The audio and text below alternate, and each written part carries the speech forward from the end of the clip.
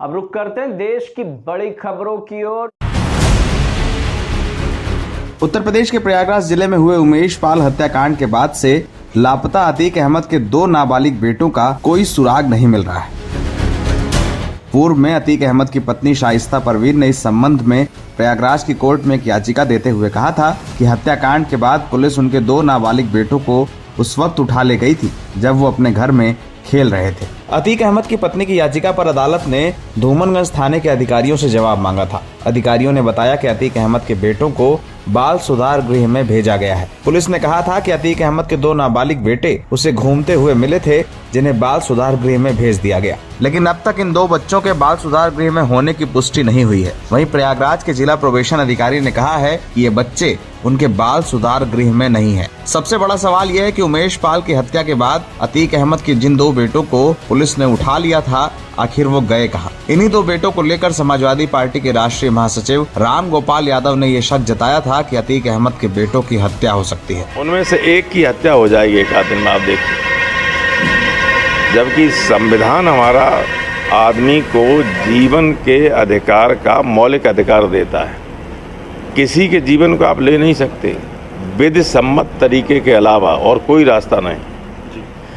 सीधे पुलिस से एनकाउंटर हो कोई मारा जा सकता है, लेकिन पुलिस पकड़ ले उसके बाद एनकाउंटर करे, ये तो दंडनीय अपराध है। लेकिन इस मामले को लेकर अब ये पूरा केस बड़ा पेचीदा बन गया है। सवाल ये है कि अगर अतीक अहमद के 2 लापता बेटे पुलिस की कस्टडी में नहीं हैं, तो वो आखिर गए कहाँ?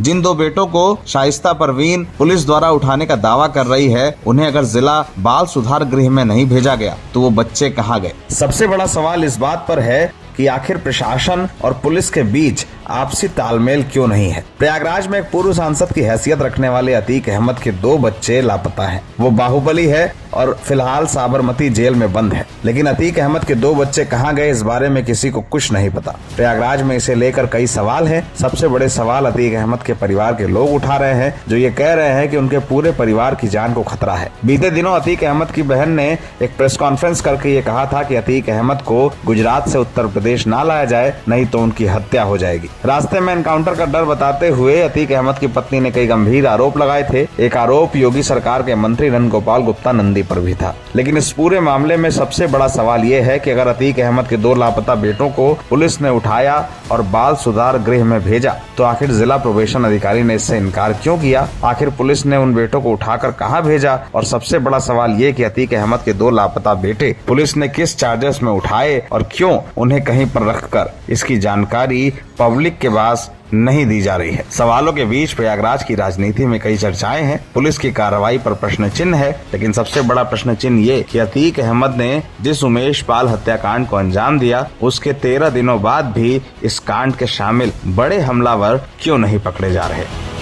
हंगामा टाइम्स की तमाम खबरों को देखने के लिए हंगामा टाइम्स को सब्सक्राइब कर लीजिए और बेल आइकन दबा लीजिए। अगर आपको ये वीडियो अच्छा लगा हो तो लाइक बटन प्रेस कर अपनी प्रतिक्रिया हमारे कमेंट बॉक्स में देना मत